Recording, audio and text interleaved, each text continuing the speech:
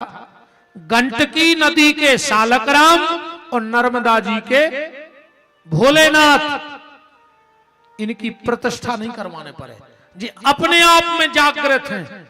और हमारे यहां कहावत भी है कि नर्मदा के कंकड़म सदा शिव शंकरम, नर्मदा का कंकड़ कंकड़ भगवान शंकर है। और इसका एक और प्रमाण देखो आप, एक बार लक्ष्मी और नारायण मृत्यु लोक के भ्रमण को आए। अगल बगल पति पत्नी चल रहे थे, प्रभु और माता जी। लक्ष्मी जी ने देखा कि भगवान नारायण बड़े संभल संभल के चल रहे हैं। लक्ष्मी जी बोली, प्रभु बड़े संभल संभल के चल रहे हो, बात का है? भगवान बोले, देवी अभी तक आदमी की बुद्धि यहां तक पवित्र हुई है कि उसको नर्मदा के कंकड़ में शंकर दिखता है, पर मैं क्या करूं, मुझे तो दुनिया में जितने कंकड़ पड़े हैं वे सब शंकर दिखा रहा है, सो हम ककड़ा बचा बचा के निग रहे। अरे लक्ष्मी बोली, ऐसा हो सकता कि आदमी धरती पे चले और कंकड़ पे पांव न पड़े? बताओ, कैसे तुम गेट तक जाओ कोई भी तो बिना कंकड़ पे पांव धरे जा सकते हो? ये तो असंभव है, ऐसा हो ही नहीं सकता।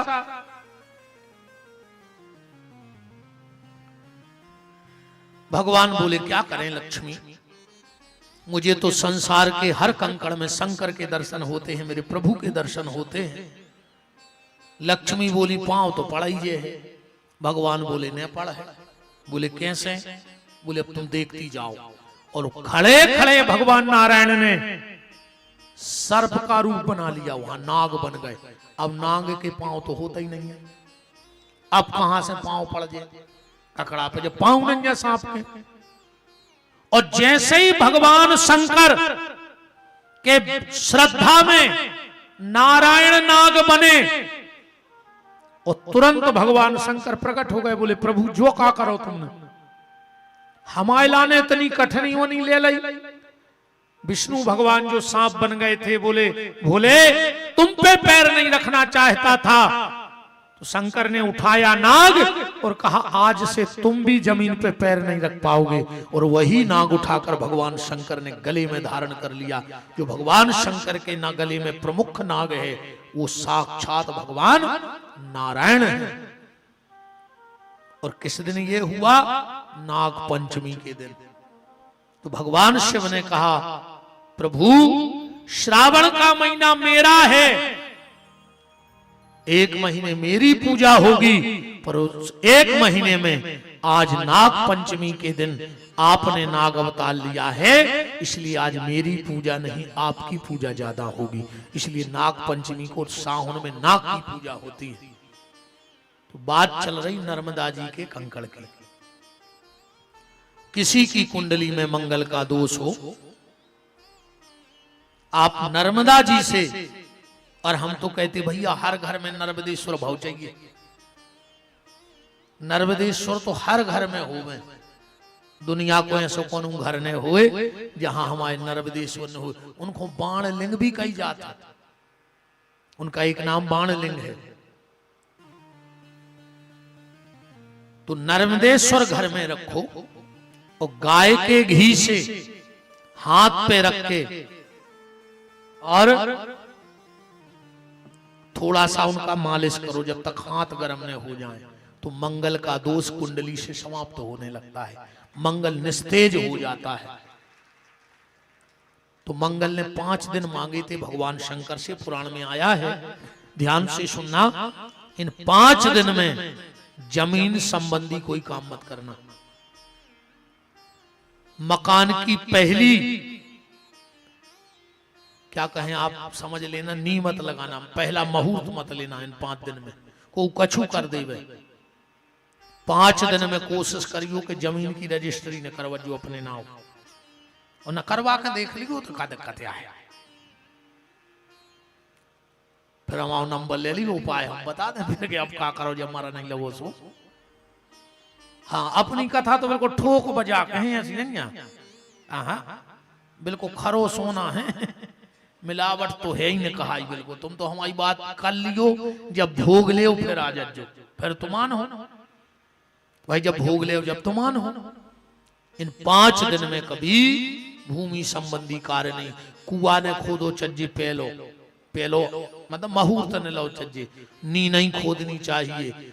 हो सके तो इन दिन में जमीन बेचो भी ने और खरीदो भी ने। 5 दिन मात्र साल के। कौन से? अमावस्या।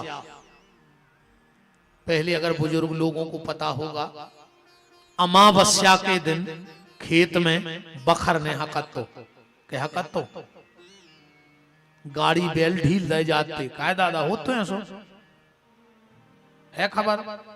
तुम्हारे तो जानत हुई जो आज के मोड़ी मोड़ा नहीं जाना। पहले अब अभी नहीं जाने कि बेलवा गड्डी गाड़ी निहाई जोत सेल खेत में पहले एक नारी हकती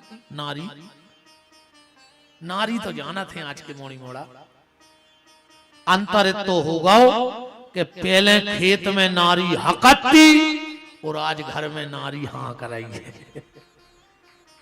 बताओ अच्छा, पहले खेत में नारी हकती और आज की नारी घर वाली को हाँ कराई है। ये जैसो चला रही वैसे तुम्हारे चल रहे। बोलो वृंदावन बिहारी लाल की। अमावस्या मंगलवार के दिन। मंगलवार के दिन कोई कितना अच्छा मुहूर्त बता दे, पर नए मकान का गृह प्रवेश प्रारंभ मत करना मंगलवार से। कोई कहे मंगलवार को मुहूर्त है, नहीं करने हमें। अमावस्या मंगलवार, होलिका दहन जिस दिन होली जलती है, मास अंत और वर्ष अंत। इन 5 दिन में भूमि संबंधी हमें कोई कार्य नहीं करना चाहिए। बोलो वृंदावन बिहारी लाल की। पार्वती को बहुत डांटा। शंकर जी ने हाथ पकड़ा और हिमालय के यहाँ रखे आए। बोले लो तुम्हारी बेटी हमको भजन नहीं करने देती। और भगवान शंकर बैठ गए समाधि में। उसी समय रामायण में कथा आई है, पुराण में भी कथा है कि तारक असुर भयऊ तेहि काला। एक तारकासुर नाम का भयंकर दैत्य हुआ। ब्रह्मा जी से वरदान मांगा उसने, हम शंकर जी के बेटे के अलावा किसी से न मरे। क्यों? उन्हें सोची सती मराई गई, शंकर जी अब ब्याह कर रहे ने, उनके बाल बच्चों हुई ने, तो हम कब मारे हैं। सब देवता ब्रह्मा जी के पास गए। ब्रह्मा जी से कहा कि अब तुम कहो। शंकर जी से ब्रह्मा जी बोले हम कह तो दे हैं, पर शंकर जी को जगा को रहो। जे को जगा रहो वो तो शादी देखा ही नहीं, प्रकाश से तुरंत मर जाए। सब काम के पास गए और काम के पास जाकर कहा तुम जगाओ। काम गया भगवान शंकर को जगाने। सौरभ पल्लव मदन बिलोका, आम के वृक्ष में बैठ के काम ने शिव जी पे बाण चलाए। और जब शिव तीसर नयन उगारा तो चितवत काम भयऊ जरि जारा। काम जल के राख हो गया। शंकर जी की समाधि खुल गई। सब देवता पहुंच गए शिव जी के पास। बोले प्रभु हमारी इच्छा है। शंकर जी बोले का? बोले हम तुम्हारी शादी देखो चाहत है। बगल में विष्णु खड़े थे, हंसन लगे।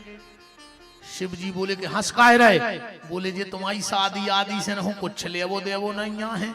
ये तो अपनो स्वार्थ सिद्धा करवा चाह रहे कि तुम शादी कर ले, सो बाल बच्चों हो जाए, सो तारकासुर मर जाए। इनको तुम्हारी शादी आदि से कोई दिक्कत नहीं यहाँ है।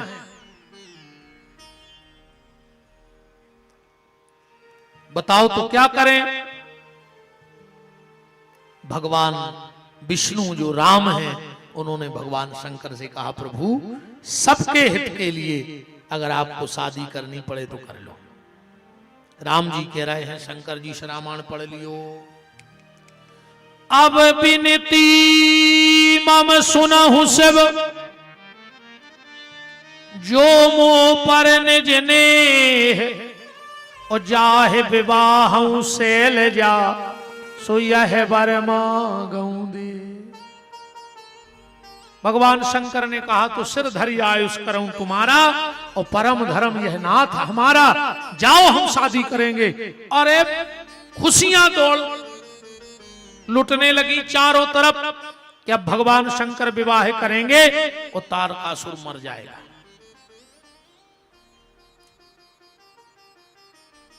भगवान शंकर ने सप्तऋषि बुलाए, ध्यान से सुनना अब कथा को, और कहा जाओ पार्वती की परीक्षा लेके आओ। परीक्षा पहले भी होती, अब भी होते, पर अब इतना हटके होते। अब एक लड़का लड़की देखवे जा सो पता है का पूछा, तुम्हारी कौन सी फिल्म फेवरेट है? फिल्म चाट लिखे अरे जा पूछो कि हम आओ गरीबी अमीरी में साथ निभाओ, हमारे माँ बाप की सेवा करो, सो कौन सा हीरो फेवरेट है? ये में लगे आज के लड़का। परीक्षाएं तो पहले भी होती थी पर बड़े सोच समझ के। एक दादा गए लड़की देखने अपने नाती के लिए। अब बुजुर्गों का अनुभव देखो कितना अच्छा होता है। दादा गए सो बैठ गए, बिटिया आई ट्रे में चाय पानी जो भी ले आई।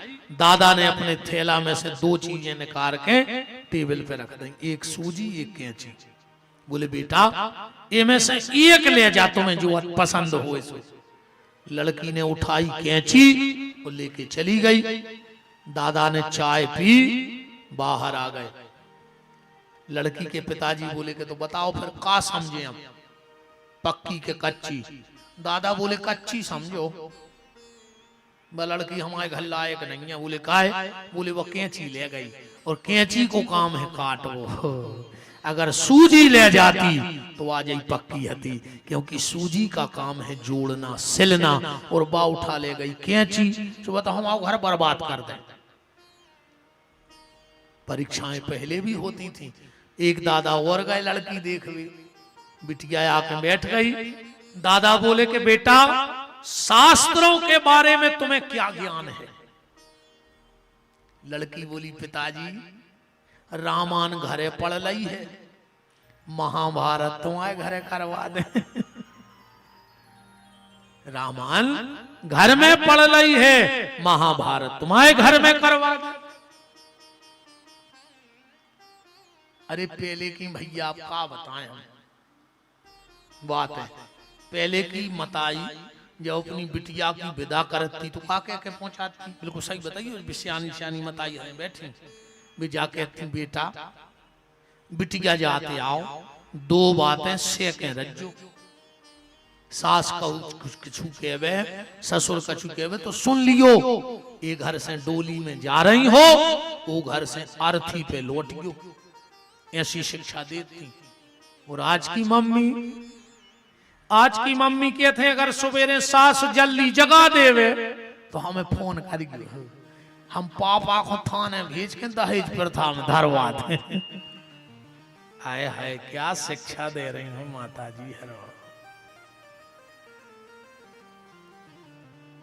सूप न खाता तो मैया जो न अपनी मोड़ी को घर बर्बाद कर रही हूँ मंथरा।